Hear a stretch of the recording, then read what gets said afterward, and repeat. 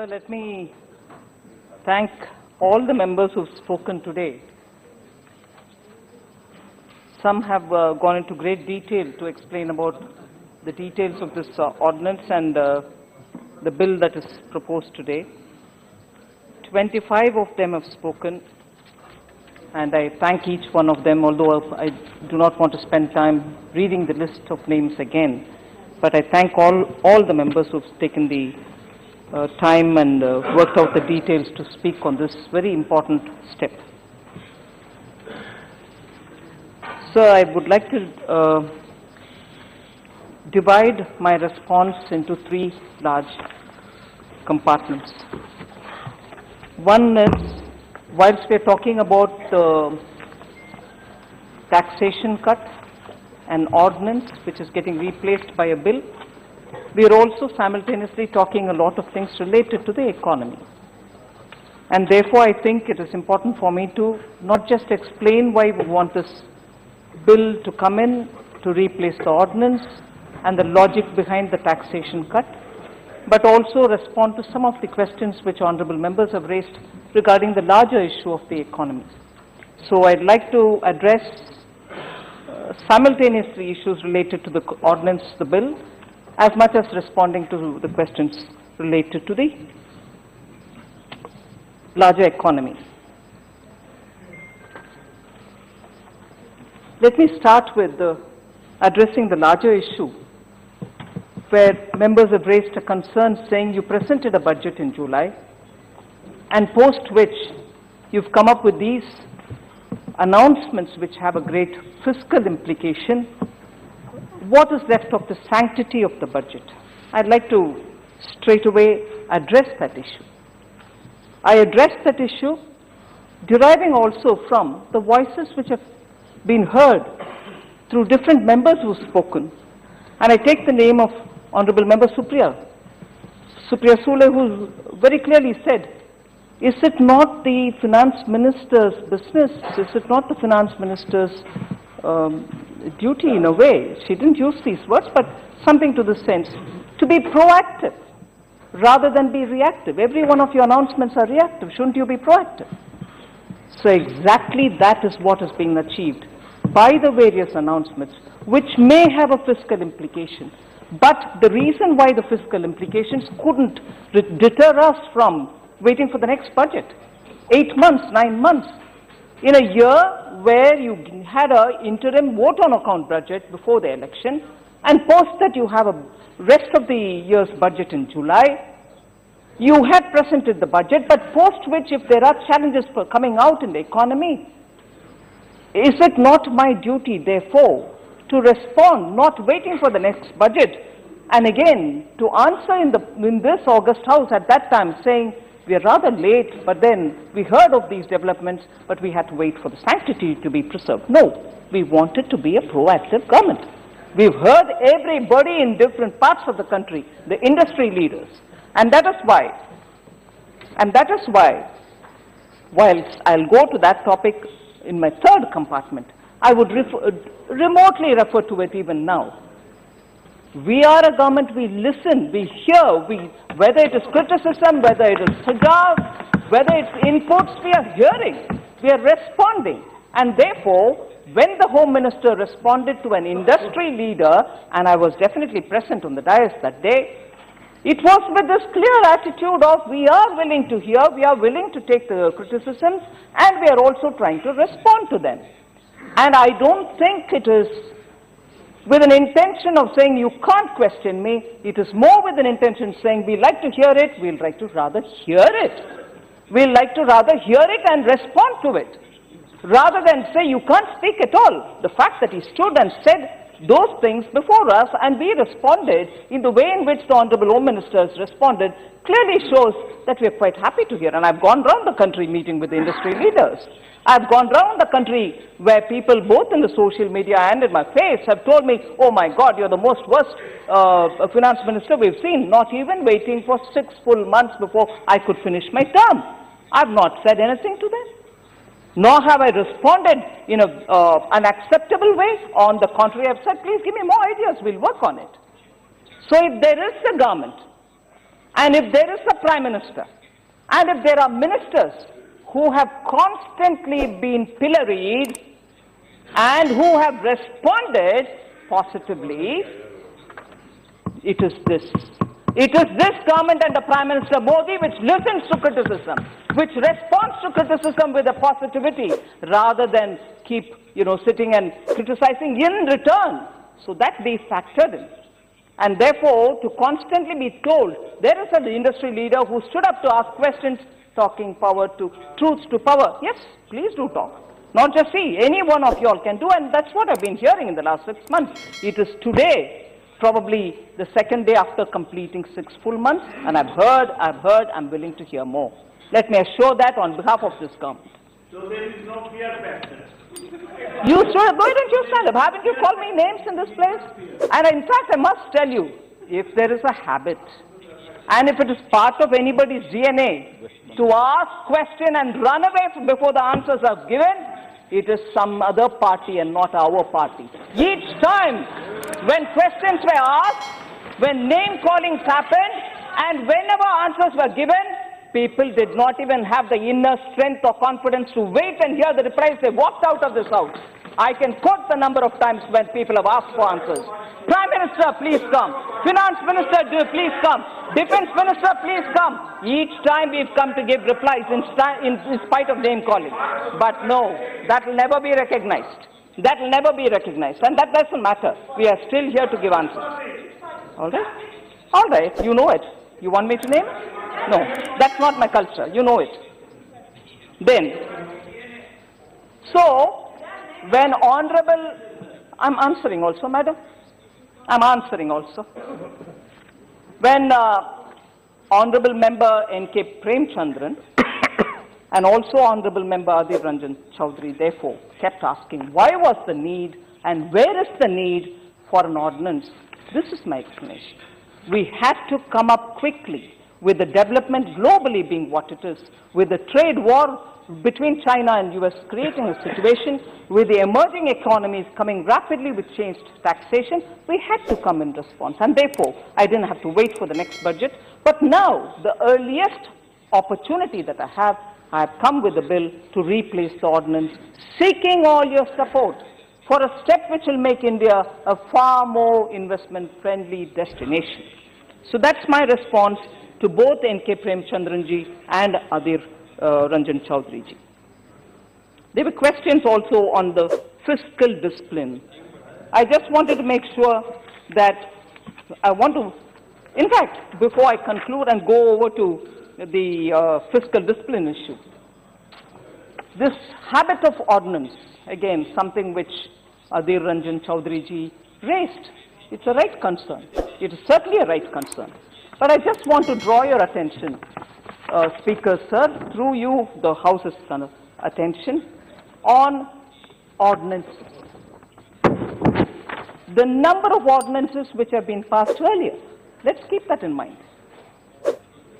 If 1952-57, out of the 300 legislations which were passed, even then, when the entire country in this House was all in favor of the government, 39 ordinances were passed even then. And in 1991-96, 77 ordinances were passed during that 5-year period. Between 2004 and 2009, 36 ordinances were passed. So ordinances are not new to you or to me or to anybody in this House. Why ordinance? Yes, ordinance. But let's also look at the ordinances of earlier, sir. That is the question here. Absolutely. Ordinance is ordinance. Huh? I'll give you the breakdown. Maybe we'll look at the breakdown also. Good that you asked me that question. The retrospective tax, which my honorable member is rightly raising, was an ordinance. अध्यक्ष जी, जब हम बीच में खड़े नहीं तो अभी क्यों खड़े होके बोल रहे हैं? सुन लीजिए।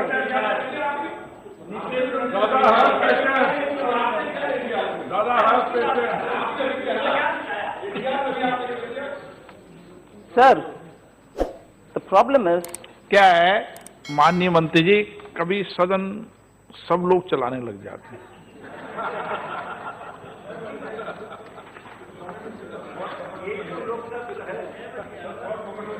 Sir, again, there were questions rightly asked about fiscal discipline. Don't you want to be sure what's happening on fiscal discipline? Yes, all of us will have to be rightly worried about it.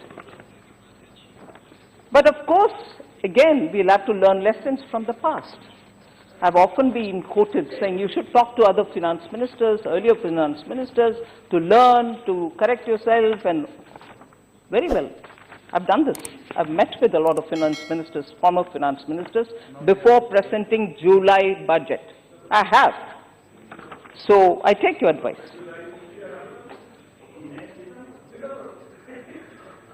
Sorry?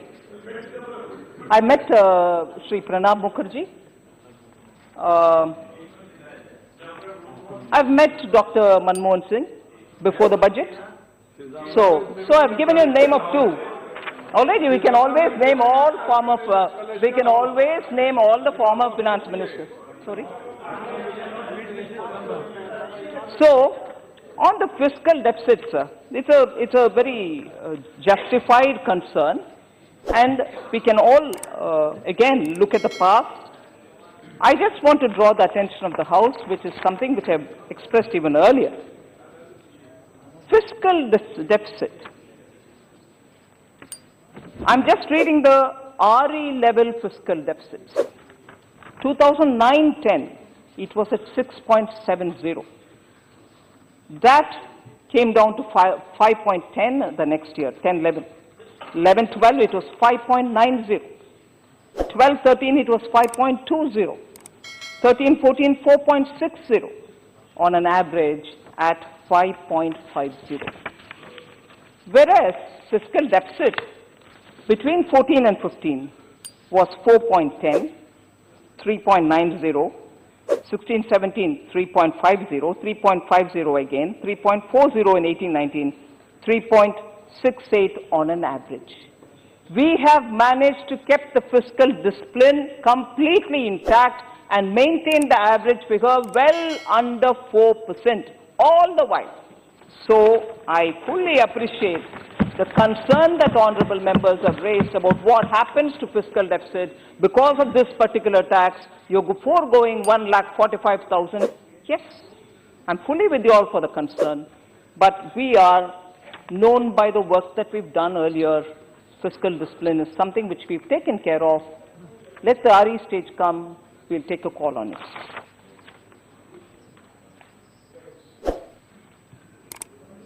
Sir, there was an interesting reference by Adir Ranjan Chaudhary ji to RCEP. And on that a lot of discussion has happened. And also this question of Sonia ji ko suna aapne. I'm very thankful that the leader is conscious of what impact the RCEP would have had we signed it. But I just want to remind once,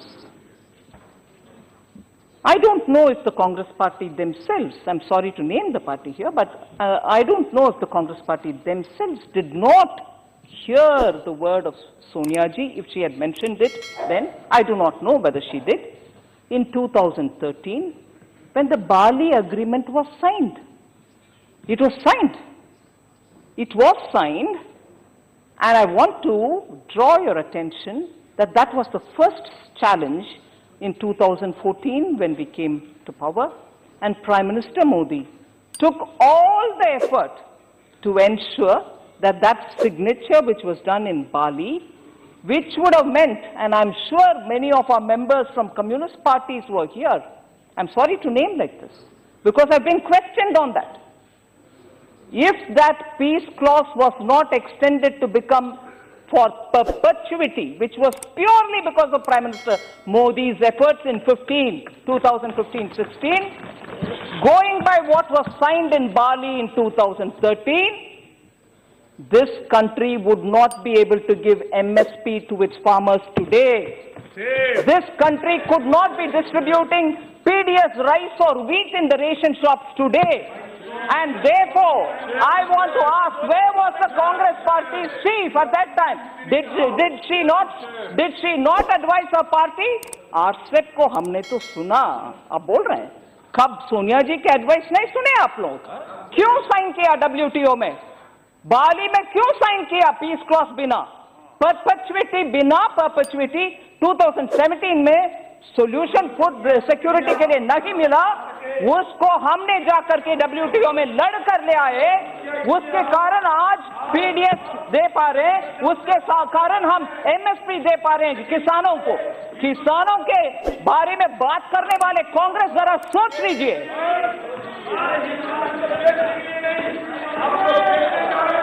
आप क्षमा कीजिए, आप बैठ जाइए। ना Ajay Ranjan ji, Ajay sir, it is not fair, sir. We have not at all objected for anything, whatever the question they have raised, and every moment they are objecting and they are creating problems. This is not fair. You listen, and afterwards, if speaker allows, you can ask the clarification. 2018 का we are requesting speaker, दादा आप senior है, ऐसे बात करना ठीक नहीं है। का नुकसान किया था आप लोगों ने। आज किसान के बारे में अगर कांग्रेस पार्टी बात करते हैं, जरा सोचिए, अगर 2013 में आपने जाकर के बाली में साइन नहीं किया, ऐसे पीस क्लॉज मोदी जी के मेहनत के वजह से नहीं मिला होता, आज आप किसान के बारे में आप बात बोलने का कगार में नहीं होंगे।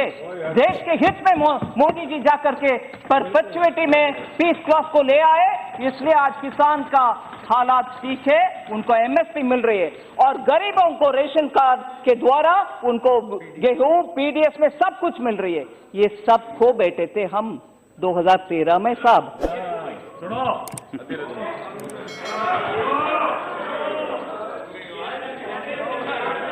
और बार बार हमें ये बोला जाता है कि you are a suit boot का सरकार, ओनली फॉर रिच मैन। आज कॉर्पोरेट टैक्स कम करने में बड़े को मिलता है फायदा, सिर्फ बड़े को नहीं जी, पूरे देश में जितने भी कंपनीज एक्ट के तहत रजिस्टर्ड हुए छोटे कारोबार से लेकर बड़े तक सभी को मिलता है ये कॉर्पोरेट टैक्स का रिडक्शन।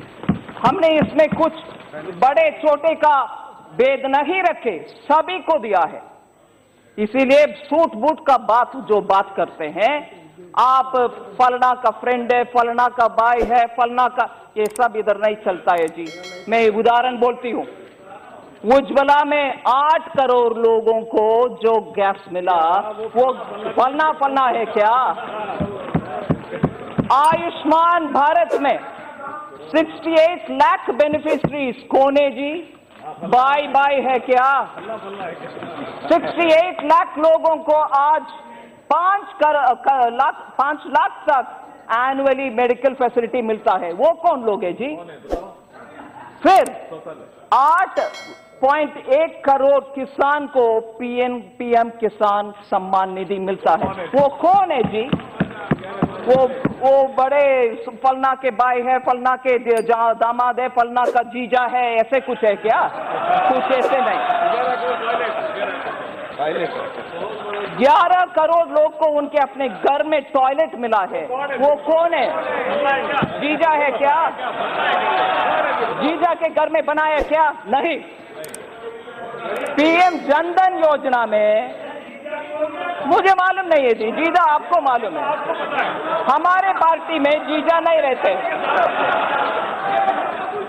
ये बहन को पूछो जाके। हमारे पार्टी में जीजा नहीं रहते, सब कार्यकर्ता है पार्टी में, ठीक है? ओ रियली, आप तो कमाल के लीडर है जी, बैठ जाइए। PM जनधन योजना, PM जनधन योजना जो घर घर में जाकर के अकाउंट खुलवाए हमने, उसमें 37.55 करोड़ का अकाउंट मिला है, और उन लोगों के अकाउंट में जब हम PM जनधन योजना शुरू किए तब बोला जाता था कि ये जीरो बेस्ड अकाउंट है, किसका मेंटेनेंस करेंगे, उसका पैसा देने वाले कौन है, हर तरह के बात मैंने सुना इस हाउस में। आज उन लोगों के अकाउंट में 1.1 लाख करोड़ डिपॉजिट्स में है जी। ये कौन है जी? दीदा जीजा है, बाई है, कौन है? गरीब है, ठीक है? हाँ हाँ professor, I'm sure you will ask, once I finish one milestone, you will move to the next. That's habitual. We'll take it up. Don't worry. Sir, Speaker sir, GDP के ऊपर बहुत चर्चा हुआ, जीडीपी के ऊपर बहुत चर्चा हुआ और 4.5 आ गए, क्या हो गया जीडीपी का? सिर्फ एक याद दिलाना चाहती हूं. Yeah, don't worry, I'll quote the exact numbers. GDP का figure, and with consistency in data, I just want to draw the attention of the House. 4.9 in first quarter of 12-13, 4.3 in the fourth quarter of 12-13. After that, of course, the figure grows and it probably reaches 7.3 in second quarter of 13-14. What does that indicate? It is possible for it to go up, and it is possible for it to touch 7 and beyond 7 too. Your own times figures tell you. So if the point is, oh, it's reached 4.5 like never before, no, you've set the precedent. All right? No, let me come. Speaker sir, let me come stage by stage, okay? Sir,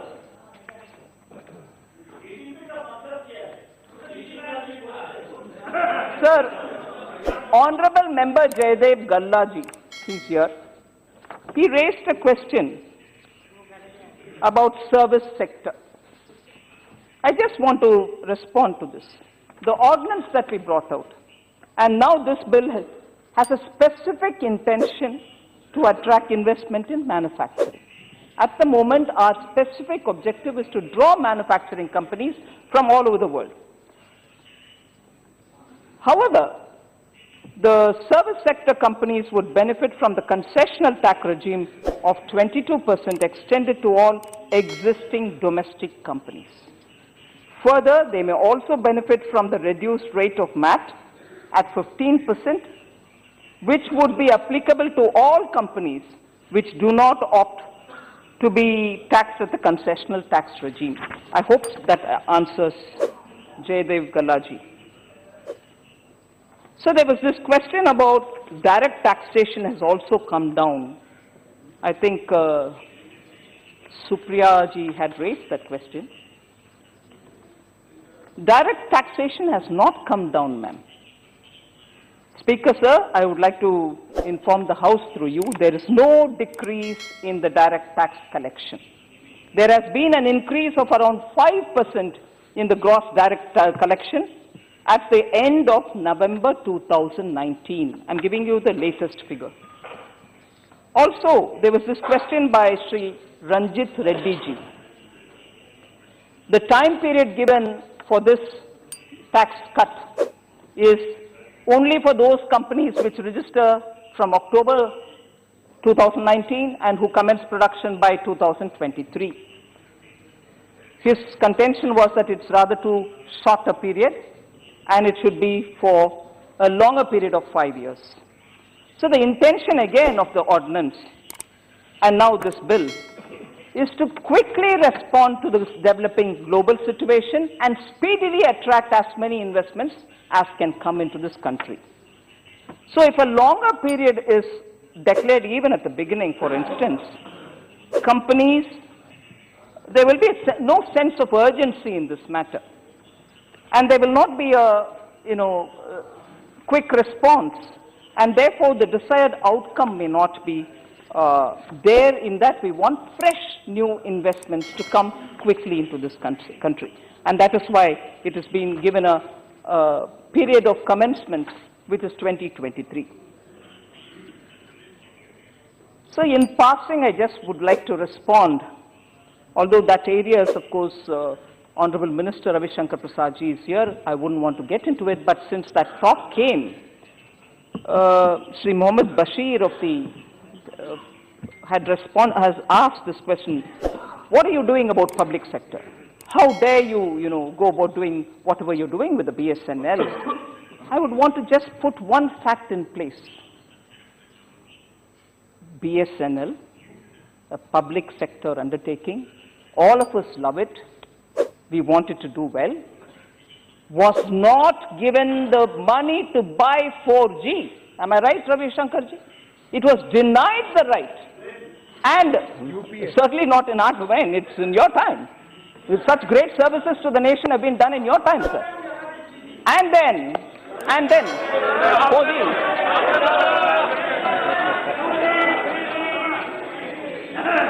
So, literally disabling the BSNL and its competencies, literally disarming the BSNL, literally making the BSNL completely hands and legs tied. I'm happy today the House is speaking in one voice. That's why we've saved the BSNL today, sir. BSNL is saved because of us now. So, all right? Sir, therefore, crocodile tears, crocodile tears. Sir, I'm not yielding to anybody, sir. I'm not yielding at all, sir. Shedding crocodile tears for public sector undertaking. Sir, I wish people have the patience to hear me out fully, sir, please. So, sorry? Oh, right. Thank you, Professor. Sir, is the current corporate tax cut not available for existing companies? Was a question which A. Raja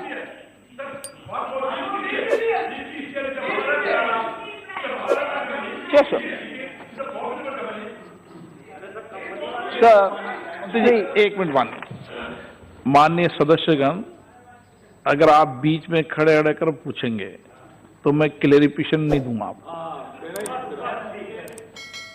अगर आपको clarification लेना है तो आप शांति से सुने, उसके बाद क्लेरिफिकेशन के बाद फिर मंत्री जी आपको जवाब देंगे। ये सदन की मर्यादा है। सदन सहमत है ना इस बात से? तो मंत्री जी का चुनाव ध्यान से। मंत्री जी,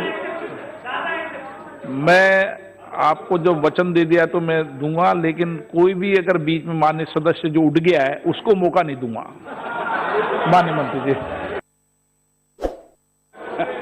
Sir, two honorable members, and I hope I have not missed out on others, Sri Raja and also Ms. Mahua Moitra, had raised question about why is it that it should be only for the existing companies, the reduced tax rates which are being given for the new companies which are starting business from 1st October 2009.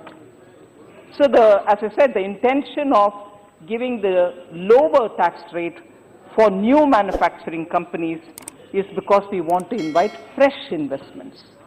And because we want fresh investments, extending this benefit to existing companies would just mean you're defeating your own objective. Moreover, it will create a lot more complications in that with the prevailing tax structure, many of these existing companies are enjoying many benefits and exemptions. For them to now shift with the exemptions and everything else into the new system would complicate it, because after all, many people here have spoken, many members, honorable members have spoken about the direct taxation code, where it is discussed, and many members have contributed to that kind of a discussion, that taxation in India, the entire structure should be simplified, exemptions should be removed to a large extent, if not fully. All this has been repeatedly spoken in this House. So this step that we've taken on the corporate tax reduction, particularly for the new ones at a lower rate, is keeping all that in mind. So again, Sri Raja had asked this question about companies in the concessional regime as to why they can't avail the exemption. I think partly I've answered that question, but the intent is reducing corporate tax rates to attract fresh investments and making sure when the companies switch from one to another, they have to leave the exemptions and opt to come this side. Otherwise, again, we are complicating the matter because the tax rates are far lower here, and for those who are enjoying the benefits, to leave it and come would mean those unutilized exemptions and the credits for those exemptions will remain unutilized forever. And they're not going to feel comfortable about it, and we cannot entertain those exemptions and the credits to those exemptions when they come into the new regime. So we didn't want to complicate the matter. But you also asked us to review the option that if they once come in here and why can't they go back, is it leads to a situation where a lot of cherry picking will happen. Some people who have very few credits left would want to come here but go back to retrieve some of those unutilized again. So that we didn't want to entertain any cherry picking in this matter. We wanted to be clear that either you are there with all the exemptions, and once you finish those exemption credits, you can come here.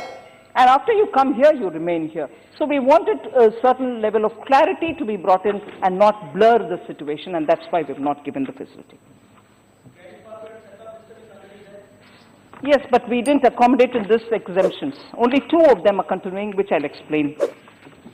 So then, Adir Ranjan Chaudhary ji had asked about what is the positive impact that this reduction in this taxation has created.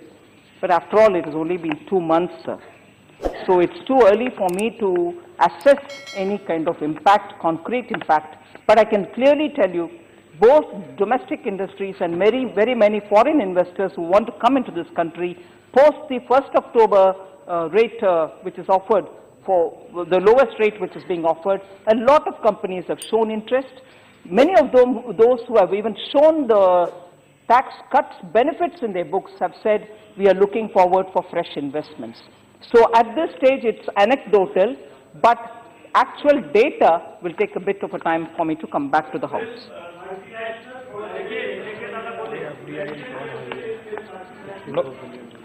So then I go to this point which many members have asked me both in this debate and also outside, and I refer to Member Mahua, who is not here now, as to why this benefit which is given only to Companies Act companies and not for limited liability partnership and for partnerships. So if I have to just very off-cuffish give an answer, it means that companies do declare a profit and a clear statement of their turnover and everything else as an entity, as a distinct entity themselves. So all companies registered under the Companies Act would distinctly, being an entity, declare what income they've earned.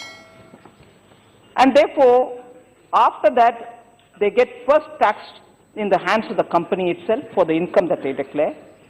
Then they get again taxed through the dividends that they distribute, and therefore the income of the company is taxed at the level of the company, and also they are subject to the dividend distribution tax. So the effective rate of tax on them will be far higher than what would it be otherwise. Whereas in the case of partnerships, there is only a single point taxation in the hands of the firm, and there is no tax payable by the partner on the income received by him from the firm. Therefore, even after reduction of the corporate tax, the effective tax rate of firms is only 34.94% as against more than 40% in the case of company. So there is definitional and also the way the company operates difference between those from the Companies Act and those who are partnership and limited liability partnerships. So therefore, it is not being extended. Sir, Honorable Member OYC raised this question. He's not here now, but then he raised this question saying, there's only been a collection of 5.5 lakhs in direct taxes. And how will it balance direct tax? How will the rest of the, or the balance of what you claim of direct taxes be collected? So just for the information, gross direct tax collection has actually increased to 5%, increased by 5% by the end of November 2019. And traditionally, the maximum amount of collection in direct taxation happens in the last quarter. So then, on the maths, sir, Bhartruhari Mehtabji, senior member, raised a question about the MAT reduction. The intention again was always to apply reduced MAT rate of 15% from the year 1920. So that correction or the error that has crept in will be now corrected through the official amendment now.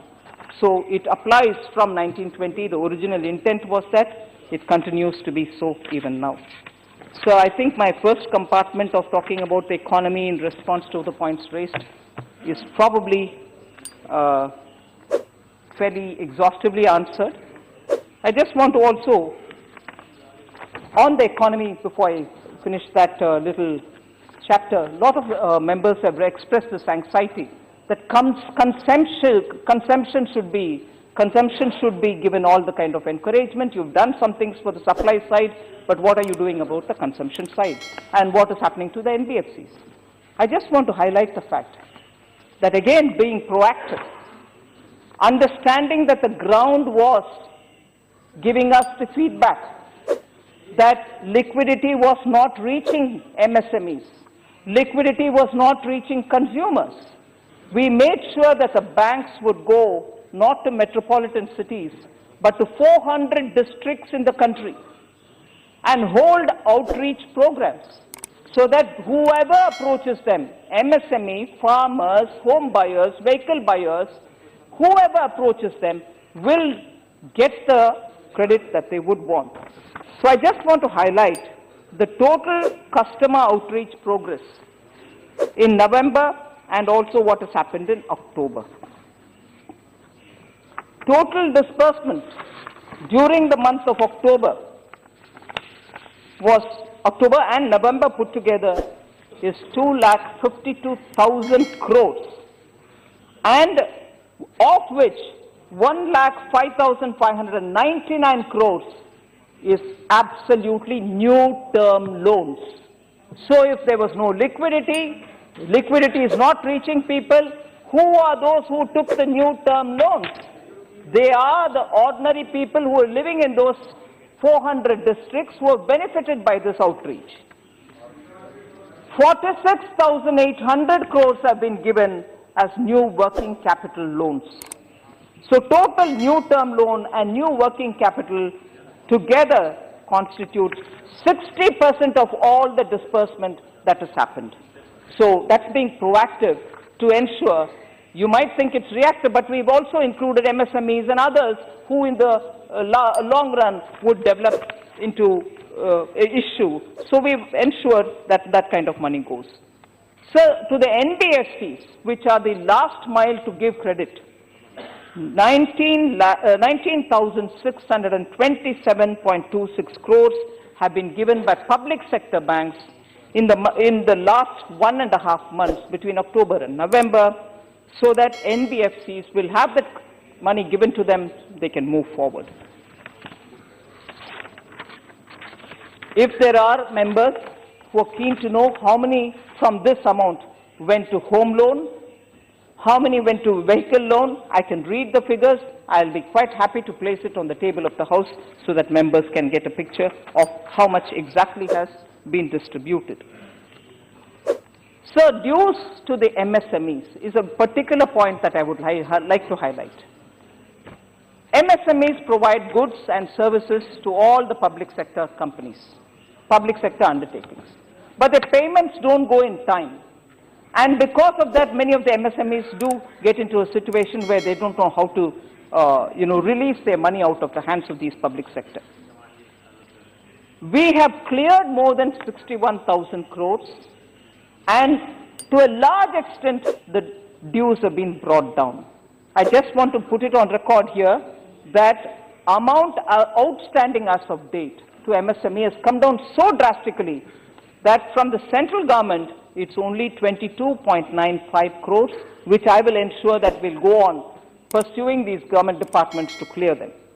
Central PSUs have 523 crores, which are due for the MSMEs. So these are amounts which we want to make sure will get into the hands of the MSMEs at the earliest. So I come to the next one. Just again, clarification. There is no cap on the concessional tax rate, which I've already explained. It's not for the top class, it's not for the bottom class, nothing of that. Everybody registered under the Companies Act gets it. So it's applicable to all companies. And then there is no sunset clause to it. Then, sir, please permit me for a minute to answer Member Sri Subbarayan. விவசாயிகளுக்கு வேலை கிடைக்காது, விவசாயிகள் வேலை எடுத்துட்டீங்க, விவசாயிகளுக்கு இன்னைக்கு வருஷத்துக்கு பணம் கொடுக்கிறது அவங்க அக்கவுண்ட்ல டைரக்டா பணம் போறது மோடி ஐயா பண்ணதுனால தான். Unfortunately, many of my members don't understand Tamil, otherwise you would have heard a resounding desk something. The money which is going to the farmers annually, directly into their account, விவசாயிகளுக்கு பணம் அவங்க அக்கவுண்ட்ல போறது மோடி ஐயா பண்ணதுனால தான். அதே விதமா மன்ரேகா கிராமப்புறத்துல வேலை வாய்ப்பு திட்டம், அதுல இன்னைக்கு ஊழல் இல்லாம டைரக்டா தொழில் பண்ற வேலை பண்ற கூலி வேலை பண்ணுகிற உழைப்பாளிகளுக்கு அவங்களோட அக்கவுண்ட்ல பணம் போறதும் மன்ரேகா ஆதார் லிங்க் பண்ணதுனால தான் முடியுது. இன்னைக்கு டைரக்டா அவங்க அக்கவுண்ட்டுக்கு போதும், நடுவர்கள் யாரும் இல்ல, ஊழல் இல்ல. No translation, I'll do it myself. The member said in the rural areas workers are not getting their money. I'm trying to tell him that today under the Manrega, money goes directly into their accounts without any middleman. And therefore, if anyone says Manrega is our scheme, you don't take credit for it, I will say the efficient, corruption-free way in which money goes to those workers in Manrega happens because of the way in which this government has brought in Manrega with Aadhaar seeding. 10 பேருக்கு ஆதாயம் கொடுத்தீங்க, மீதி பேர் என்ன ஆகணும்? Member Subbarayan said all the corporate tax reduction is benefiting only 10 people, nobody else. I have read out who are the kind of people who benefit from this government's measures.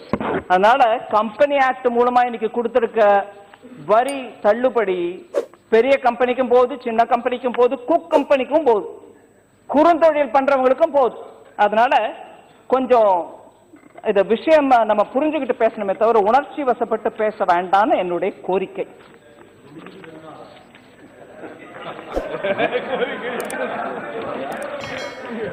So lastly, I would want to just highlight the fact that I had mentioned this a bit earlier also in my intervention. Industry leaders do approach us. I also go around the country speaking to the industry leaders. We do take their criticism. Many of them on my social media handle have called me names. I have no problems with that. They are affected, they feel that more needs to be done and therefore they voice their concerns. I quite appreciate, I quite understand that. But to say that this government is not willing to hear criticism is unfair. Absolutely unfair, because we do hear criticism, we do take criticism, we respond to criticism. And therefore, like the Honorable Home Minister responded to the very eminent senior elder citizen, industrialist, we do listen and we do respond. And therefore, it is important for us to know that we hear all kinds of comments, but please do cross-check, please do ask, and please do get our replies. And if no reply comes, you are at your will to state what you want to state, but without double-checking.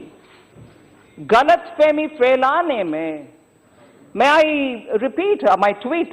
I'm very grateful that Supriya ji raised that question, and I will send her a copy of my tweet. It was a very nuanced tweet, where I very clearly said, I'm glad he asked. This is one of the best ways to do it. We will answer like the way Honorable Home Minister answered. But if one does not ask and probably spreads his own impression, it will be not in the national interest. So that is how I've said it, and I'm sure Supriya ji, being a very thinking citizen, will understand and appreciate why I have said it the way I have said it, and I also take severe objection to one of the newspapers, I'm not naming the paper, for having given a wrong title saying, Finance Minister has said this. No, I'm sorry, that's completely wrong. The newspaper has chosen to sensationalize what I've not said. The body of the story carries it one way, the title is something else. So anyway, I'm not naming the newspaper, but this is what has happened. So I wanted to reply to Member Adhir Ranjan Chaudhary ji on something which I'm very grateful the member of my Minister of State, Shri Anurag ji, has raised. I normally don't get into these kind of discussions about me being a woman, but woman or man, sir, I'd like to highlight one fact. In Modi ji's government, we've had 2 ministers, women, sitting in the Cabinet Committee on Security. Women ministers have been given good portfolios and many women have become cabinet ministers in this government. My party was the first one to give reservation from the panchayat level to the national executive level, even when we were not in government, 33% position for office bearers, post which many of those came up. Now, I'm not so much talking as a woman here, but I want to say, I am Nirmala, I shall remain Nirmala, and because of my party and Prime Minister Modi, not just me, all of us are full bala. I don't know how to say that in Hindi. Sabala. So, Adhir ji, I appreciate if you are worried that I am Nirbala. Bilkul nahi. हमारे party में हर महिला सबला है. ठीक है? धन्यवाद. अगर आपको हमारी वीडियो पसंद आई तो हमारा चैनल हर्ष की बात लाइव सब्सक्राइब करें और नोटिफिकेशंस के लिए बेल आइकन प्रेस करें.